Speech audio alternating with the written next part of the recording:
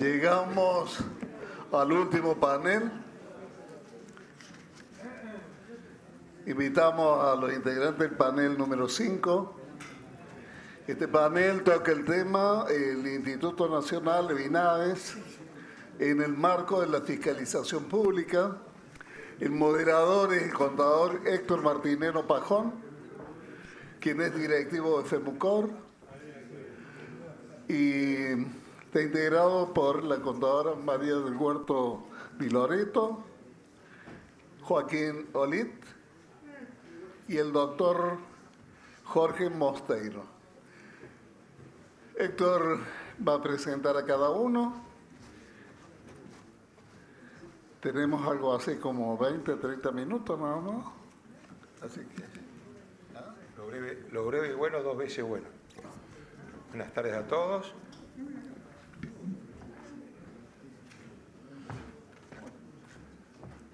Hemos dejado por el último lo mejor, doctor.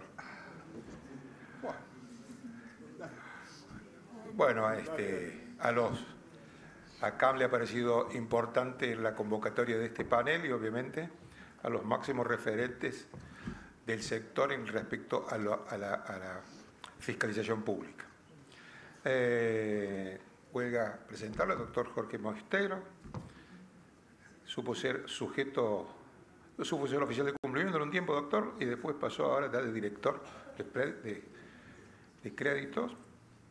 María del Huerto, una persona por todos conocida, que controla lo que sea ahorro y crédito mutual, y el doctor Joaquín Odit, actualmente a cargo del área de prevención del lavado de dinero. Buenas tardes. Bueno, lo mejor siempre es para el final, o sea, ustedes que nos quieren tanto a los que estamos en el área de fiscalización, claro. Después de prorrogar tanto el programa, nos dejaron para la última hora, así se ponen recontentos. Vamos a tratar de ver si podemos cambiar un poco la idea. A ver, esto, bueno, yo tenía un montón de temas para tratar, pero vamos a tratar a resumir porque si no, no nos vamos más. Hay una cuestión que todos conocemos, o sea, yo llegué ya hace un rato, así que estuve escuchando a los que han expuesto ahora al final, el último tramo. Ha sido muy interesante y, bueno, una de las cosas que se rescataba, el tema de valores, los principios de las mutuales, que es algo que nosotros hemos rescatado ya en nuestra gestión anterior. Habíamos tenido la suerte de acompañar al doctor Colón en la gestión anterior, así que ya lo habíamos hecho en ese momento y lo seguimos haciendo nuevamente ahora. Hay noticias periodísticas de los últimos tiempos, así que ustedes las conocen. Esto puede ser negativo o puede ser positivo, entonces yo les voy a dar las dos visiones. Primero lo negativo y después lo positivo, o al revés. Ustedes verán cómo lo interpretan. La realidad es que, bueno, en esto que está saliendo últimamente, las noticias periodísticas, estas empresas Surfinanzas y las entidades que están relacionadas con todo este operatorio.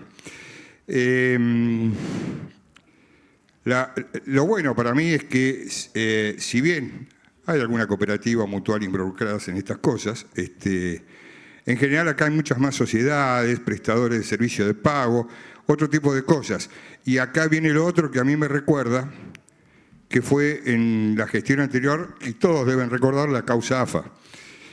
En esa oportunidad, en la causa AFA, ahí sí había gran cantidad de cooperativas y mutuales involucradas en toda esa operatoria. O sea que la parte positiva es que ahora no son tantas, por lo menos.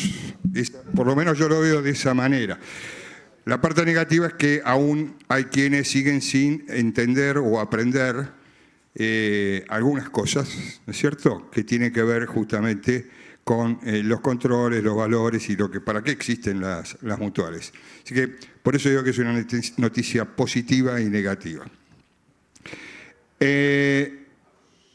Tengo mucho, pero lo voy a hacer muy breve. Una de las cosas que nos habían inquietudes, que nos comentaron, que tenían interés en conocerlo, o sea, más allá de lo que puedan hablar la doctora Di Loreto y el licenciado Olit, sobre sus temas específicos, que tampoco van a tener mucho tiempo, por las dudas. Además nos tenemos que ir todos, yo también. ¿Cómo resolvemos el tema de la cantidad de entidades y los recursos que tenemos y cómo planteamos nuestras inspecciones, verificaciones y controles? Bueno, por supuesto que es complejo, pero como todo, en toda organización nosotros tenemos que ver y compatibilizar los recursos que tenemos con el universo al cual tenemos que fiscalizar. En realidad sí estamos con nuevas herramientas, hemos desarrollado nuevas herramientas o aplicando nuevas herramientas, nueva tecnología, sistemas de alerta, que es generalmente lo que se utiliza para la definición de las inspecciones a nivel general, ¿no? El organismo tiene cooperativas y mutuales en distintas ramas. Estamos hablando de 25.000 cooperativas y de 4.000 y pico de mutuales. O sea, es un universo. Y un grupo de inspectores no tan elevado. Para eso se utilizan los sistemas de alerta y se define un programa de inspección. En el caso de las entidades que sí dependen de nosotros, dependen de mí, y de las dos áreas de las que son directores ellos, ese es un universo más acotado, que son los sujetos obligados. Son los sujetos obligados que, yo esto lo digo total, ya lo he dicho en otras oportunidades, pero nunca viene mal repetirlo.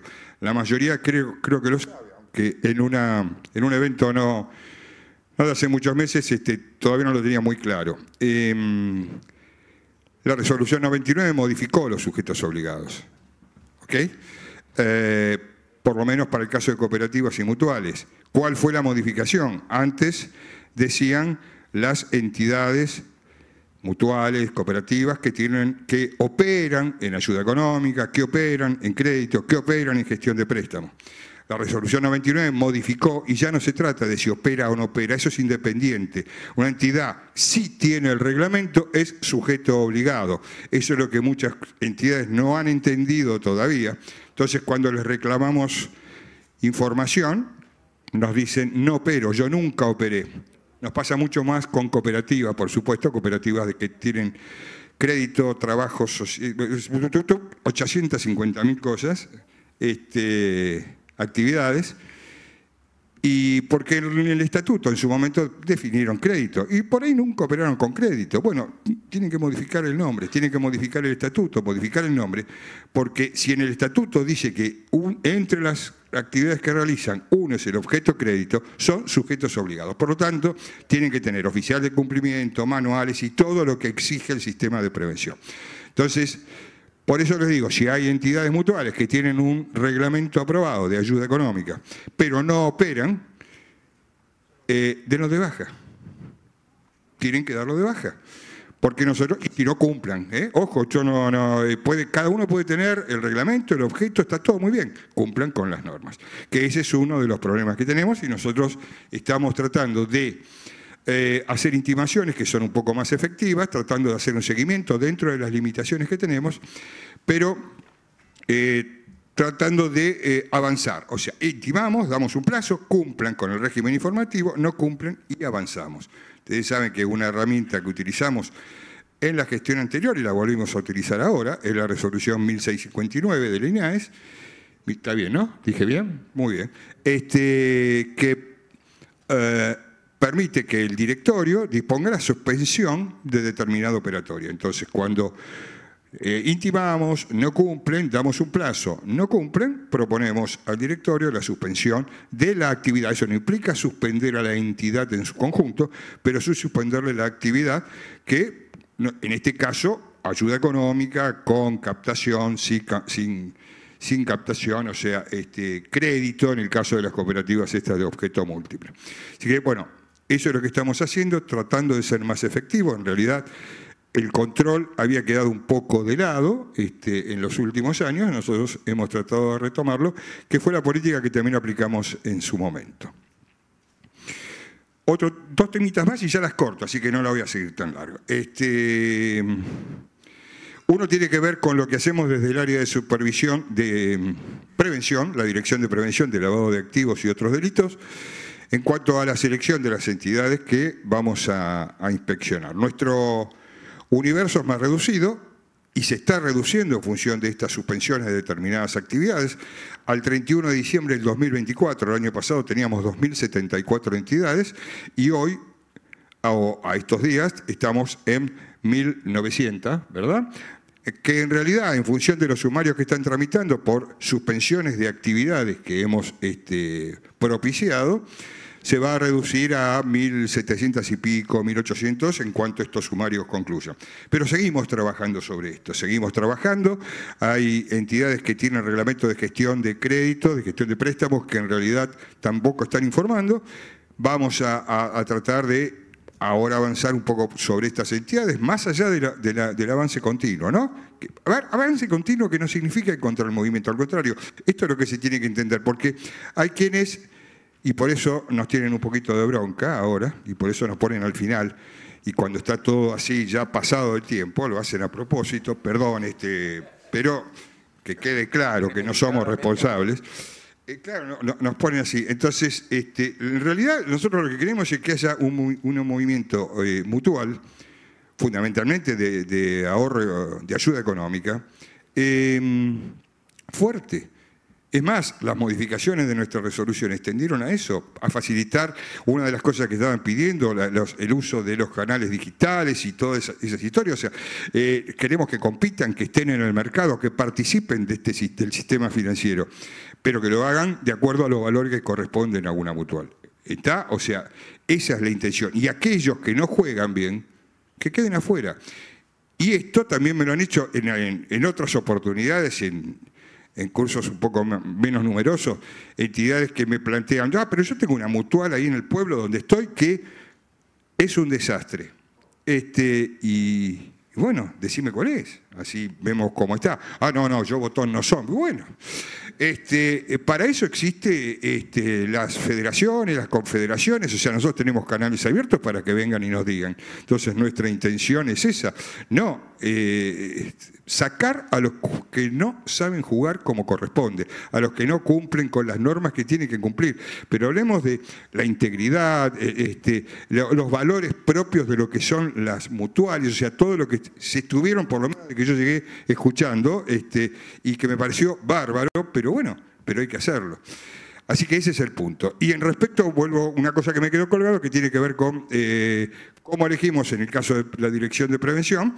Tenemos una matriz de riesgo que hemos elaborado este año, la hemos actualizado, y bueno, tenemos 7 factores de riesgo, ¿verdad? Más o menos que hemos determinado en función de esos factores. Sobre las entidades que son sujetos obligados, ya les dije, estamos hablando de 1.900 entidades al día de hoy, entre cooperativas y mutuales. Nos surge el plan de inspección, que es aprobado por la UIF, pero eso seguramente lo va a explicar Joaquín mucho mejor que yo. Ese es un punto, la corto. Y lo último, que es una noticia, fundamentalmente para Alejandro. Yo vengo por eso llegué tarde y no pude estar antes, de una reunión en Arca.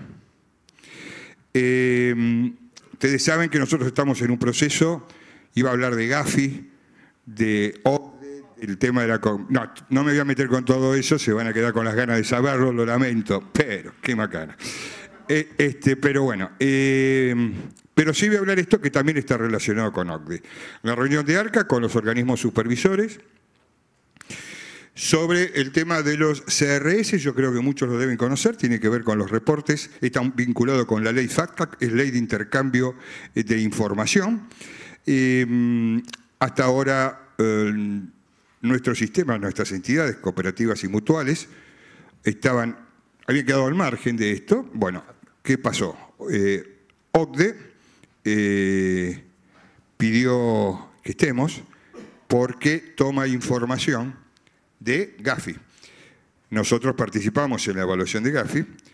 Ahí, por supuesto, aparecemos como entidades mutuales que reciben el ahorro de sus asociados, aparecen las cooperativas de crédito y por ese tipo de operaciones OCDE pregunta, ¿por qué este grupo de entidades cooperativas y mutuales no forman parte del acuerdo y son entidades obligadas, deberían ser entidades obligadas a reportar en este intercambio de información?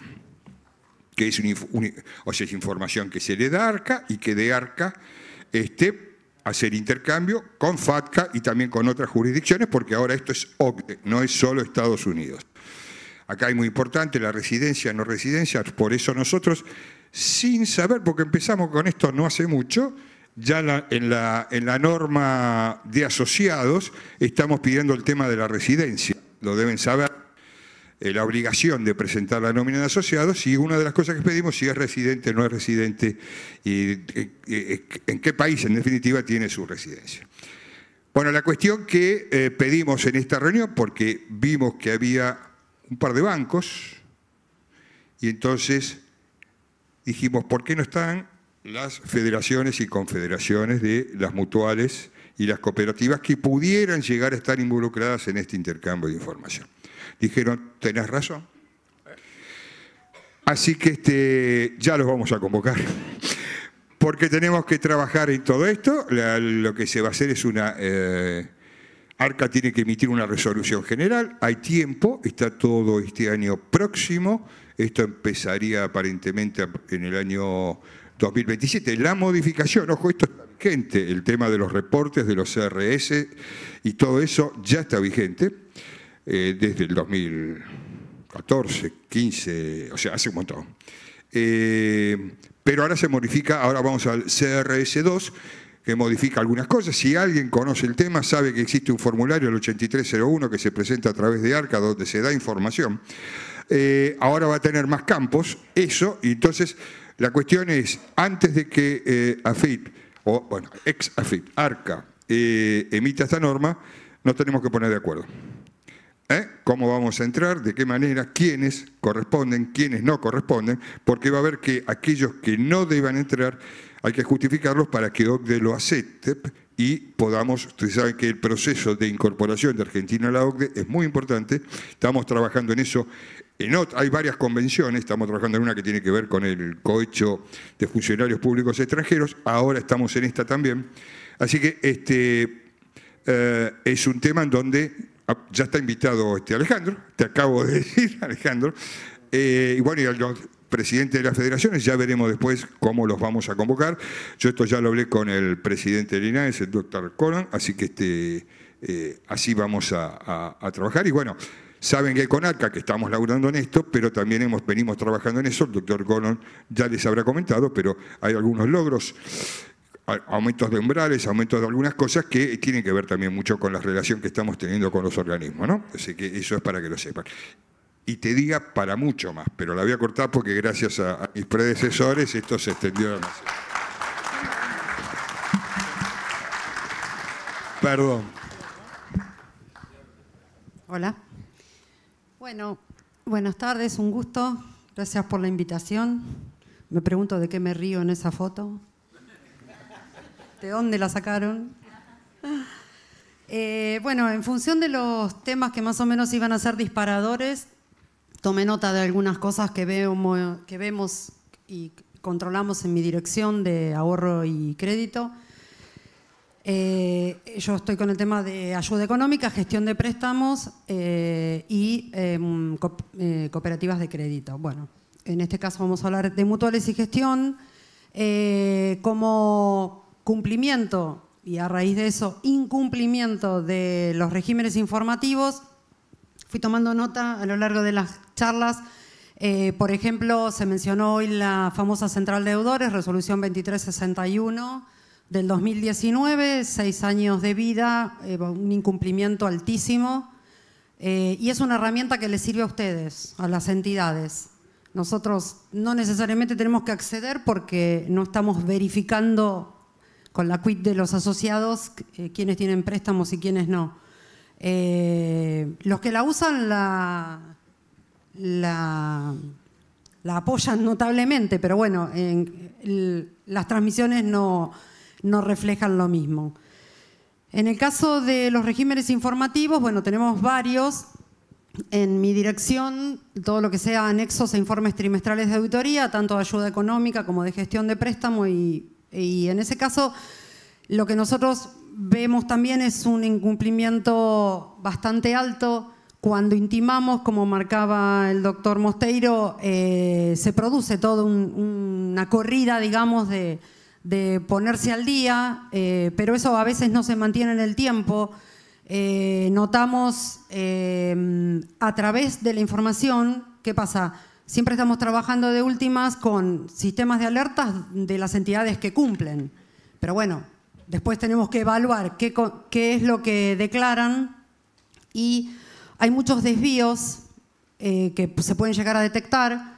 En ese caso estamos hablando ejemplos: capital líquido negativo, patrimonio neto negativo, ayudas otorgadas en exceso, créditos otorgados en exceso.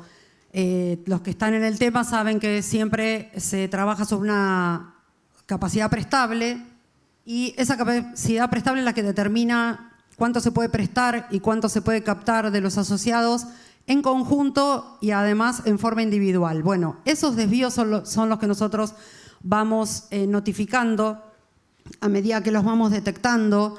Lo que necesitamos es que eso se convierta. Doy un par de ejemplos más. Cuando hay excesos en morosidad, cuando hay inversiones riesgosas o no autorizadas, previsiones incobrables deficientes, como dije antes, ahorros captados en exceso, son todos motivos que la comisión directiva es responsable de todos esos desvíos y tiene que tomar cartas en el asunto, tratarlo en reunión de consejo directivo, dejarlo sentado en actas. Si no se puede revertir el tipo de desvío en un plazo abreviado, se tiene que generar lo que llamamos un plan de regularización y saneamiento.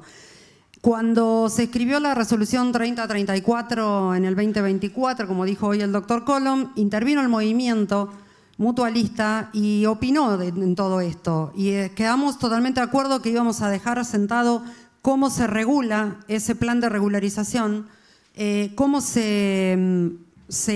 el procedimiento. Está en el artículo 18 de la resolución 3034, que es el texto ordenado de la famosa 1418 del 2003, y necesitamos que eso se cumpla, que que tomen conocimiento los miembros del Consejo Directivo, que si en un corto plazo no se puede revertir, se trate por asamblea, que sea comunicado al INAES. Los desvíos tienen que ser detectados en no más de 90 días para tomar intervención.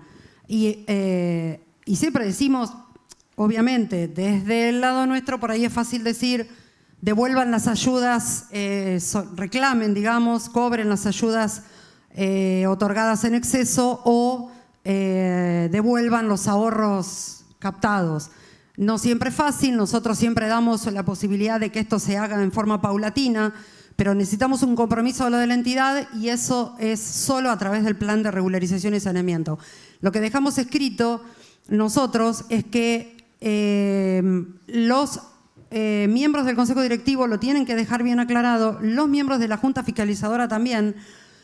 No es muy común ver participación profunda, digamos, o en este tipo de temas de las juntas fiscalizadoras.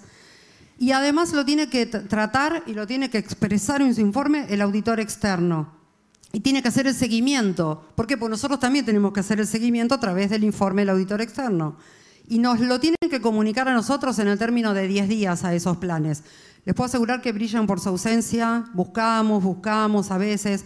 ¿Y cuándo es que buscamos esos planes? Porque el auditor lo dice, pero evidentemente es un párrafo que le quedó, un inciso que le quedó en el informe, a lo mejor en un modelo donde en algún momento tuvo un plan. Y recuerden que como se trata en actas, el aplicativo mensual en los anexos requiere la fecha del acta, el número de acta, y a veces les puedo asegurar que aparece repetida meses y meses y meses esa información.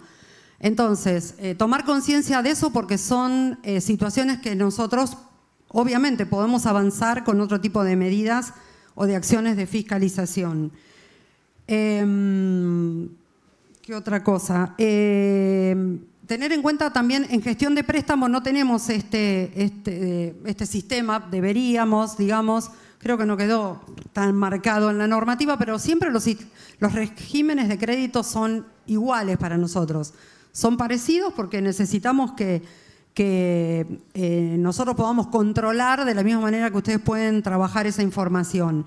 Y una cosa que es importante marcar, que nosotros sí aplicamos, es que en nuestra norma de ayuda económica tenemos una facultad que es decretar la caducidad del reglamento. Les puedo asegurar que el año pasado lo aplicamos, llegamos creo que a 39 entidades, y algunas nos llaman ahora y nos dicen, ¿por qué no puedo transmitir? Porque usted no tiene reglamento desde el año pasado y eso fue comunicado. Eso, ojo con las notificaciones electrónicas, muchas entidades no miran las notificaciones electrónicas que nosotros hacemos a través de ese mail que ustedes mismos informaron. Así que chequeen cuál es el mail y quién lo lee o quién no lo lee, porque ahí está la normativa que nosotros estamos reclamando. Esa caducidad la aplicamos, la intención es seguir actuando en ese sentido. ¿Por qué? Porque la norma dice 3 periodos consecutivos adeudados, o sea que yo misma, como directora, digo, si lo aplicamos a rajatabla nos quedamos sin entidades, porque es muy común que haya 3 trimestres sin presentar. Empezamos con las que debían muchísimos trimestres, ¿no es cierto?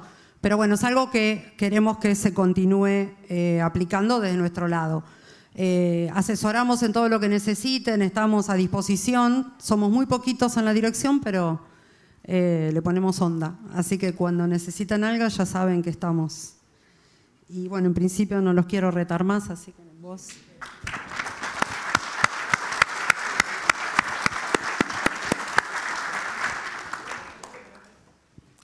Gracias a todos los presentes, gracias a la Confederación por la convocatoria, por hacernos parte de este congreso. También voy a tratar de ser bastante breve, ya estamos terminando, estamos hace varias horas. Son días complejos para nosotros en el INAES, bastantes intensos, estamos con muchos vencimientos.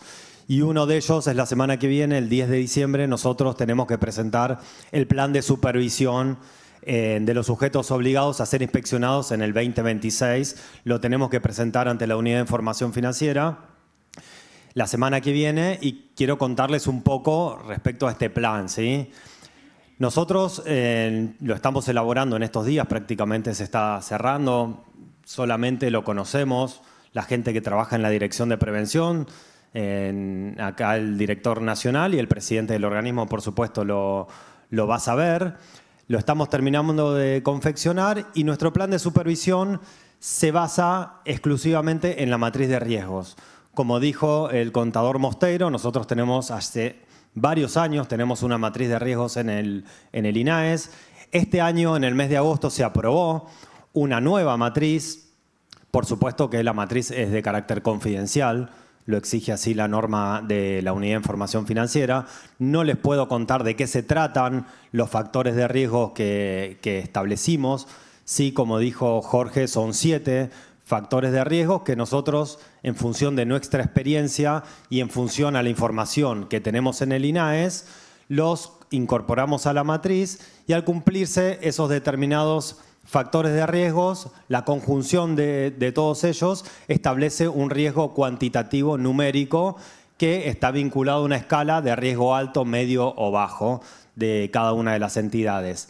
Una vez definido ese riesgo de las entidades, de las casi 1.900 sujetos obligados que tenemos en el INAES, bajo nuestro control público en materia de prevención de lavado de activos, financiación del terrorismo, lo que hacemos es conjugarlo en función de los recursos que tenemos, de los pocos recursos que siempre tenemos en todas las organizaciones, como les pasa a ustedes en el sector privado, también no somos ajenos en el sector público. Establecemos una cantidad específica de entidades que van a ser supervisadas por año calendario y en función de la distribución geográfica de las entidades que están en todo el país y en función de los determinados productos que ofrecen, nosotros vamos a elegir aquellas entidades más riesgosas. Ustedes, como saben, los procedimientos de supervisión Pueden ser in situ, cuando vamos al territorio, a la entidad. Pueden ser extra situs, pueden ser integrales, que vamos a verificar todo el sistema preventivo de las mutuales, que son sujetos obligados. Pueden ser específicos, algunas cuestiones particulares que vayamos a ver específicamente.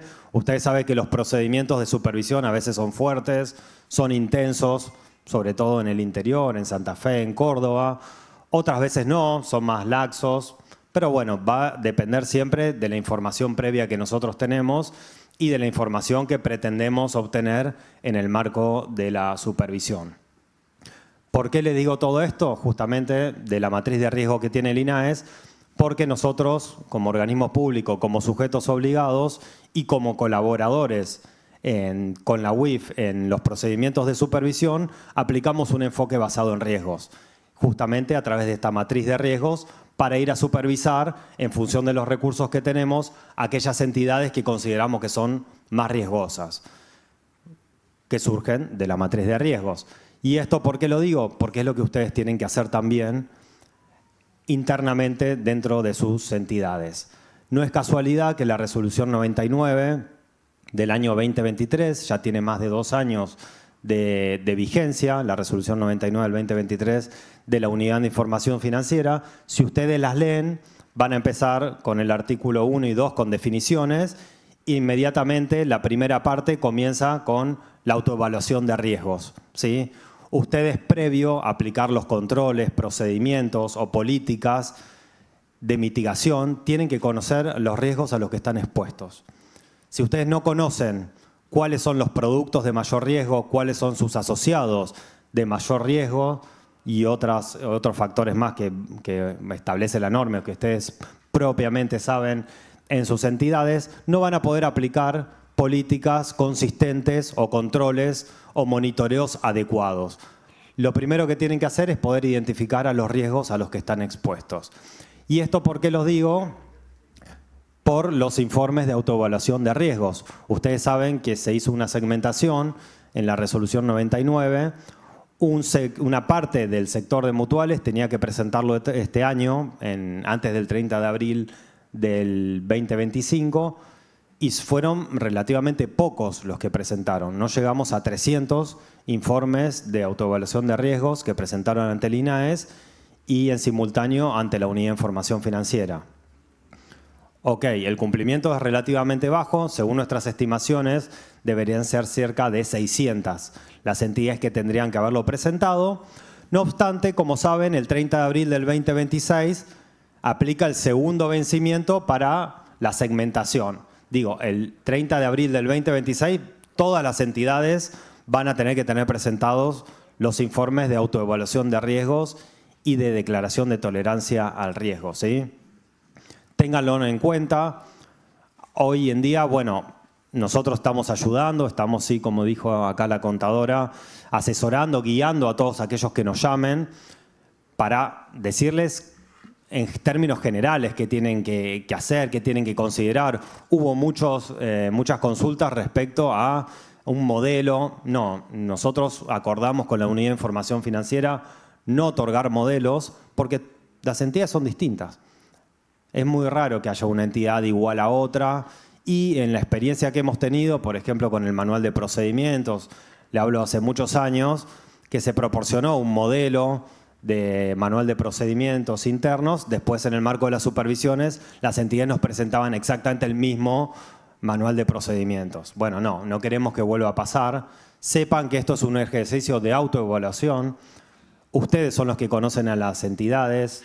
Ustedes están en las entidades, conocen a sus asociados, conocen cómo operan y lo tienen que hacer ustedes. Tómense el tiempo, más allá de que ahora quedan pocos meses. No es un ejercicio que se tenga que hacer a las apuradas, pero sean conscientes que tiene que ser una autoevaluación y tiene que ser seria. Y esto lo digo porque estos 200 y pico informes que llegaron al INAES y a las UIF los estuvimos viendo y hay de todo. Hay informes muy buenos que se nota que se hicieron con seriedad, con información, con una metodología específica y otros que no, que son una carilla y media, que no dicen absolutamente nada. Bueno, tienen el tiempo si los quieren rectificar, si quieren volver a mandar otros. Digo, pueden optar por hacerlo siempre, por lo menos una vez al año, pero sepan que el vencimiento se acerca y nos falta mucho para el 30 de abril del 2026. Y lo último que también quiero decir, en función de los procedimientos de supervisión, y esto es una buena noticia, antes de venir estuve sacando algunas estadísticas, y hace unos años, hace 4 años, 5, fue justo entre antes y después de la pandemia, nosotros manejábamos un 50% de las entidades que supervisamos que remitíamos a la Unidad de Información Financiera aconsejando y recomendando el inicio de actuaciones sumariales. Hoy, este año, que ya estamos terminando casi el 2025, estamos en un 20%. ¿Sí? Tal vez sea por la resolución 99, tal vez sea porque están aplicando mejores y mayores controles. Y eso la verdad que también lo tengo que decir y lo tenemos que reconocer, que hoy son muchísimas menos las entidades que están fallando en su sistema preventivo. Y siempre me interesa recalcarles esto. Nosotros cuando vamos a hacer una supervisión, vamos a evaluar el sistema preventivo. Y si ese sistema preventivo es eficaz y es eficiente. No vamos a evaluar las políticas de cumplimiento por separado. Nosotros creemos que ustedes tienen que tener y están obligados a tener un sistema preventivo que es un engranaje, que una política y un control es consecuencia de otro previo y de otro posterior. Y que la finalidad de ese sistema preventivo es que puedan prevenir posibles operaciones de lavado de activos, o en su caso, si sucede, que la puedan reportar a la Unidad de Información Financiera. Y por último, sí quiero decirles que este 20% de entidades que recomendamos el inicio de actuaciones sumariales a la UIF es justamente por omitir hacer un reporte de operación sospechosa ante la UIF. Ya no es por el incumplimiento de una política formal de cumplimiento manual, auditoría, etcétera, que por supuesto es importante y nosotros lo merituamos. Pero hoy lo que define la apertura de un procedimiento sumarial o no es que a ustedes se les haya pasado una operación que merecía ser reportada como sospechosa de lavado de activos y que no lo hicieron. Y nosotros eso es lo que vamos a verificar en las supervisiones. Como les dije, la eficacia del sistema preventivo. Si se omitieron hacer un reporte de operación sospechosa 2 o 3 a la Unidad de Información Financiera, es porque el sistema preventivo no está funcionando. Y es una obligación que ustedes tienen que implementar. No me quiero extender más, creo que ya estamos. Gracias por estos minutos.